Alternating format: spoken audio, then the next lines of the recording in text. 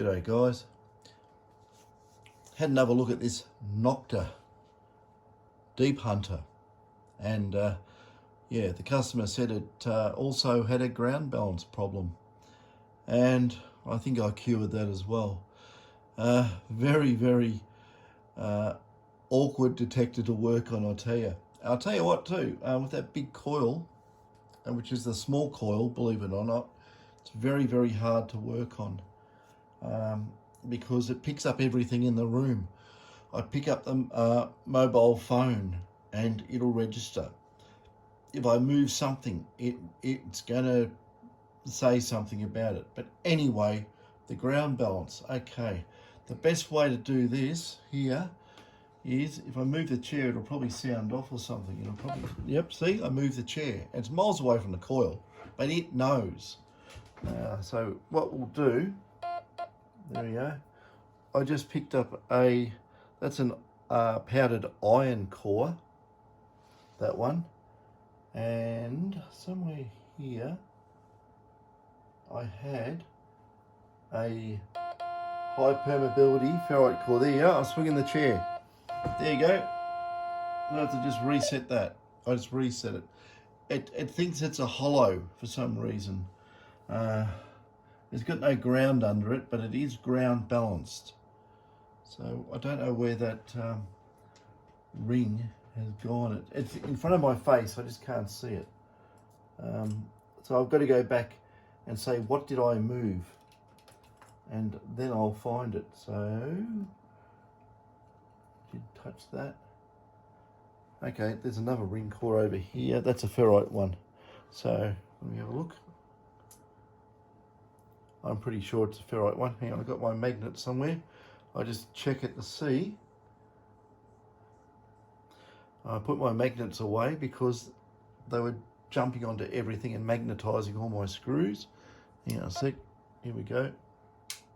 That's iron. It's definitely iron.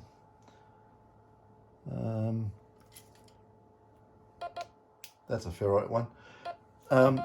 If you find a proper, yeah, it's me moving around again, so it's going to start going off as I'm picking things up. Okay.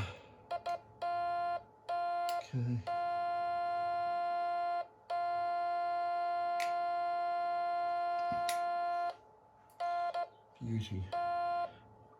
Okay, I've got to put the magnets over there, but it'll probably grab something.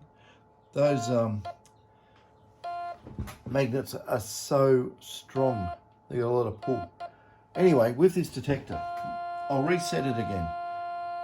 Now, I finally worked out what the controls are. I finally found the manual for it.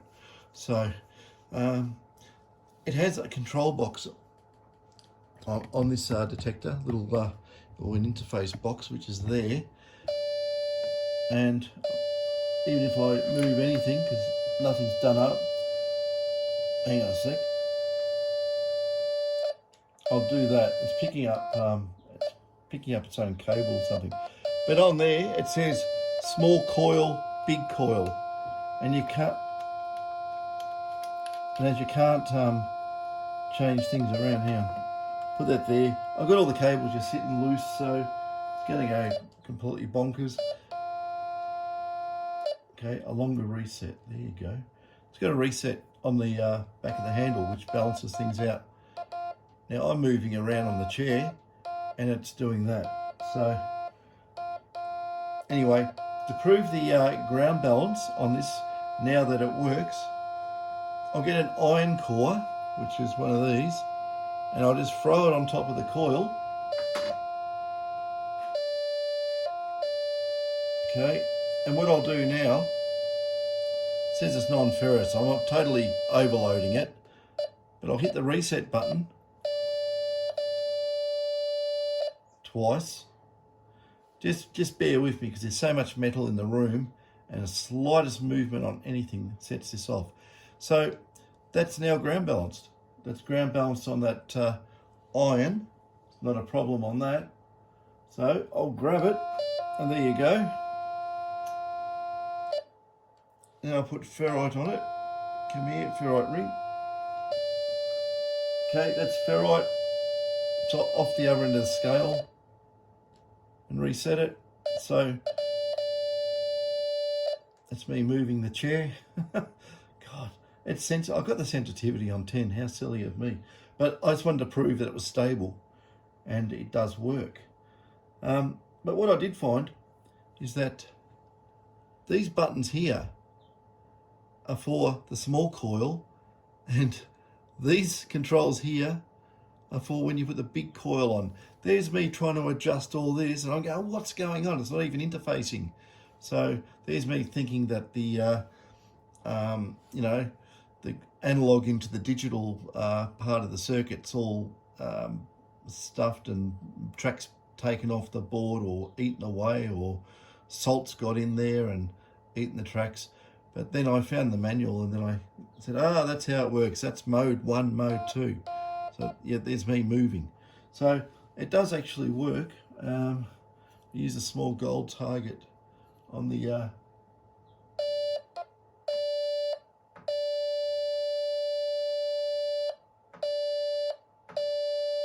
so small 0.1, says it's non-ferrous and it's metal.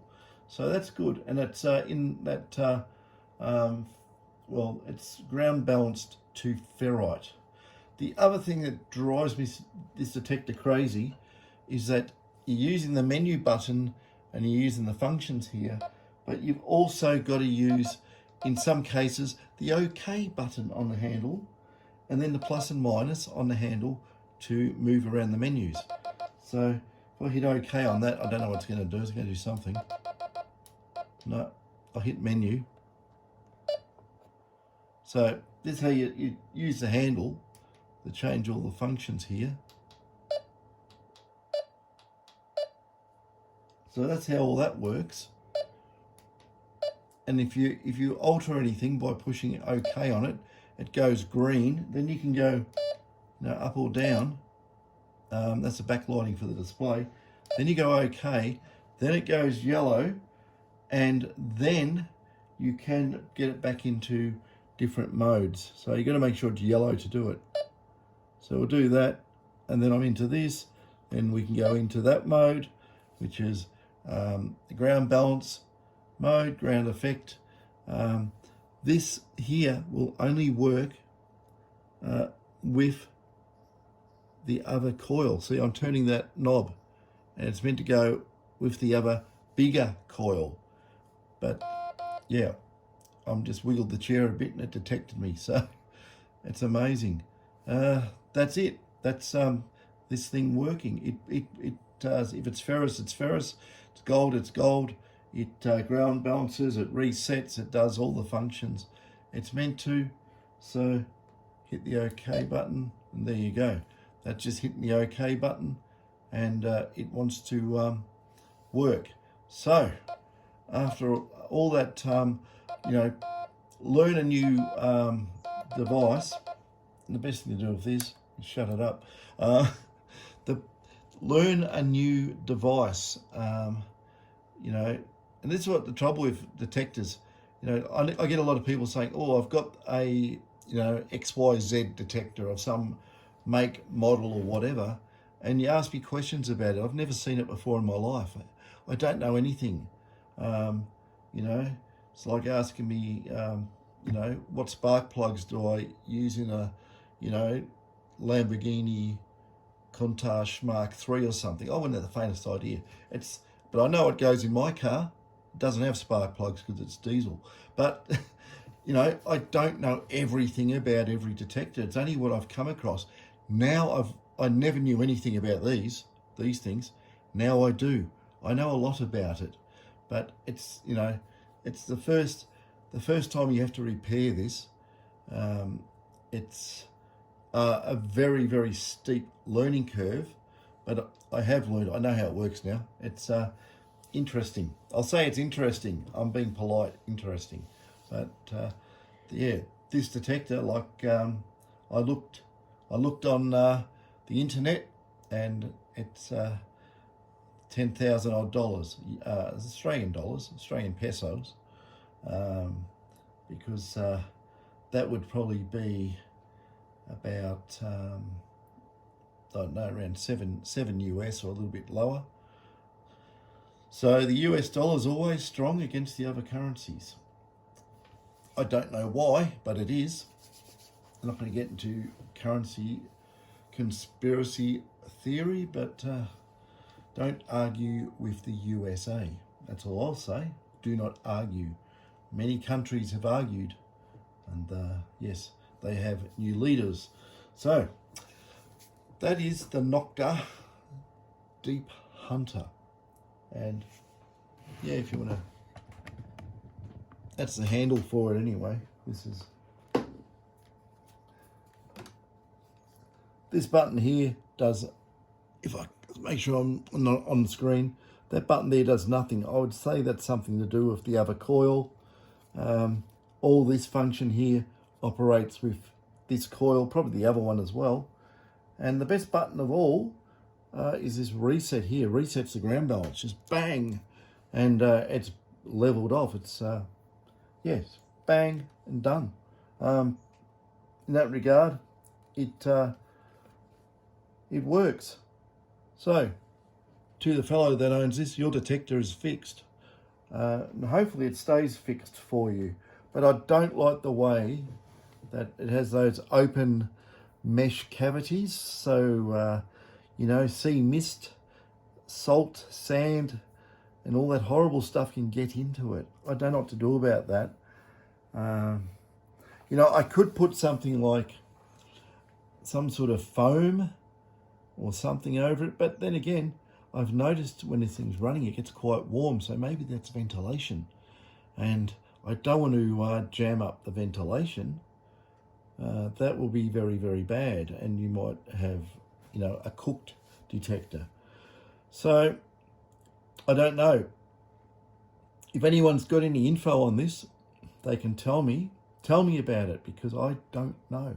Has anyone done that? Have you blocked up the air holes? Did it continue working, you know, in areas where it's 40 degrees Celsius? Does it overheat and do something strange? I don't know. Like I say, I don't know much about this. I know a little bit more now than what I did, but you know, all the you know, doing strange things to it, I don't know if it is going to have an adverse reaction. I just don't know. But yeah, okay, it works. So ground balance is working perfectly fine now. It wasn't before. It's all just jammed up one end. So it's been a very, very interesting exercise. It's taken a lot of time to actually work out what does what. And yeah, I think this can go back to where it came from, very, very far away in another country. So the other country is very humid. That's what I'm worried about, that sort of stuff.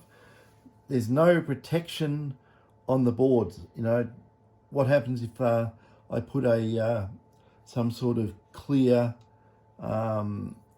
gel-like coating on the boards? Does it affect, you know, the capacitance between components, between tracks? Does it all go haywire? I don't know. I mean, that sort of stuff should happen, but on this, I don't know. So, you know, I don't want to do it and then have to scrape it all off. Put it that way. It's just a massive amount of time would go into it. So, yeah, it's a very interesting thing. It's, yeah, well, look in there. It's got shielded boxes, and I just took the lid off, the top thing. We'll have a good look in it. So I'll just undo this. I'm going to fix up those screws on these cables that are all jumping out. They're all stripped, so I'm going to have to probably put some epoxy in there, re-drill it, and put the screws back in. But if we have a good look at this thing, okay, I'll get rid of the power. Now I'm pretty sure someone had a go at this, because these bits of tape here, I didn't do this, by the way. This is how it come. The wires have been cut and soldered together, and they got masking tape over them. Well, as long as the masking tape stays there, I don't care. You know, it could all be pulled apart, redone, and like here. I don't know if they don't do this in the factory, do they? I don't know. But here it's a brown wire. It goes to a brown wire, but there's yellow in the middle. So I don't know. I really don't know. But yeah, you have a look in there. See what you think of that. Do you know what it reminds me of an old 2-way radio out of the 1990s. So I'm not joking. It looks like it reminds me of a Philips FM 900 type radio that the police use, or did use. They're probably all binned by now because they grew dendritic crystals in the tune filter cavities, and they shorted out the cavities and the radios went dead. That was a manufacturing problem from the supplier of the, well, I think it might have been in-house actually. They used two different types of metals that reacted, and they grew stalagmites and stalactites and touched each other. Anyone who used to work for Philips radio division will know all about that saga. But yeah, it's very, boxy, built up, board on board, metal shielding. I like this here. This is something funny. I've got to show you this. Okay, you see the metal shielding there, right? You see the holes, the round circles near that white connector. They've got little round circles. Oh dear me! It's got little holes, little round circles in a multitude of places, because the capacitors are too tall for the position on the board. So they cut circles around them. They cut the metal out of the shield. That's amazing. That is amazing. I would have just laid the capacitors over. But yeah, I'm not joking. I'm not having a go to people who design this, but it's humorous to me. I'll just point these out. Look, there you go. It's an electrolytic capacitor with a cubby hole cut out for it. Over here, there's another one. And under the ribbon lead here, there's another one. There's another one here. So, I don't really want to push this. It reminds me of an AT computer. It's ribbon cable. But, yeah, it's interesting. Interesting how it all goes together. Lay it up, board on top of board. Yeah, the other thing too, all those, if you look at the bottom there, where my thumb is, all the regulators in there, onto the heatsink here, and then they're all soldered onto the front panel connector that holds the switches, and then wired off to supply the rest of it. It works, but I wouldn't design it like that, not in a million years. That's me, that's my own personal opinion. I'm not saying there's anything bad about the Nokta. I don't even know how old this is. So it could have been, it might be from the years of Noah's Ark or something. I don't know. There's nothing tells me how old it is. And it's just a very interesting way of doing things. But yeah, that's this gadget. They say 10,000 Aussie dollars worth of electronics, and I don't know if you get one coil or two coils with it when you pay that. No idea. But it's pretty bundy, and bundy means tough. We say bundy. It's very solid. Everything comes apart, like even the armrest here. You got screws here for what, I don't know what's under there. Probably cable for this head unit. Yeah, maybe the cable oops, there we go. The cable goes in there, probably runs in here, obviously does, runs up, and then it's all joined in here, and I guess, I don't know, I'd say so. Logical, isn't it? So yeah, and that's the little buttons you push to make it change functions. So yeah, it's all right. It's all right. It works. Apart from that, I don't know much more about it. maybe the person that owns it can make some comments about it. Did I yeah, if you, I know you'll watch this, so if you see this, did I cover everything on this detector? Is there anything I haven't yet properly tested? Has it got any other quirks I don't know about, I'm not picking up? I don't know, because I am in the workshop. It's really something, I'd say this is supposedly meant to be used at the beach. I don't know if it'll be that. I really don't want to go stick it in the goldfield soil. I don't know if it's meant to work in goldfields. I just don't know what it's designed for. I'd say it says like it's a treasure detector. Maybe it's for the beach. Tell me, let me know, so I don't have to go searching the internet for hours, wasting my time trying to find out about a one-off detector. So, yeah, my brain only holds so much information. If I start learning about this, then all the info on MindLabs will start pouring out the other ear or something. So it is, it's just one of those things. Yeah. Speaking of things, we've had a funny thing happen with someone who had a detector done, and I'm absolutely amazed what they did. There'll be more on that, possibly more on that, but yeah, sometimes the mind boggles a little bit to what people do, and yeah, I only found out today. It's left me gobsmacked, but yeah, funny, peculiar. Yeah. Anyway, that's all I can say about this. I'm not going to pull off the metal can, look under there or anything like that. I don't need to do that. The actual micro's on the other board under that, so I don't want to go. That's actually soldered on too, so I don't really want to get in there. It's all clean now. It's all desalted, so yeah, it's like washed peanuts. Got all the salt off them, and yeah, it should be okay. I hope it should.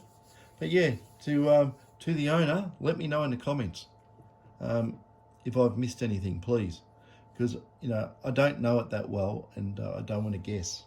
But I think, from my logical point of view, this is working. It's doing what it's meant to do. It picks up gold, picks up batteries, picks up screwdrivers, tells me they're ferrous, tells me the gold's non-ferrous, ground balances between high permeability ferrite and very low permeability iron powdered cores.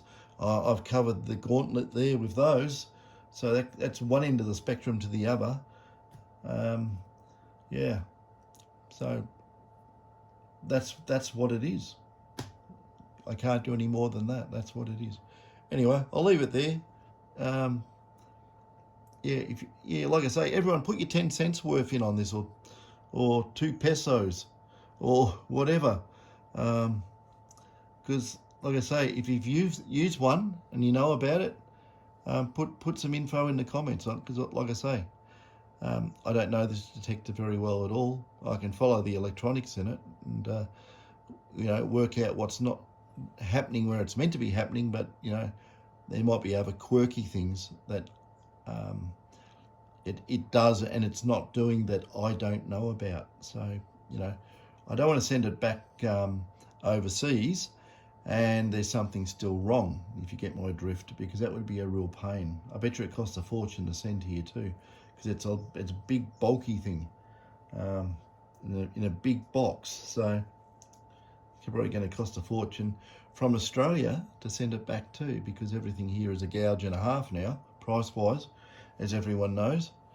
The only thing that hasn't gone up is the detector modifications. Everything else in this country's gone through the roof.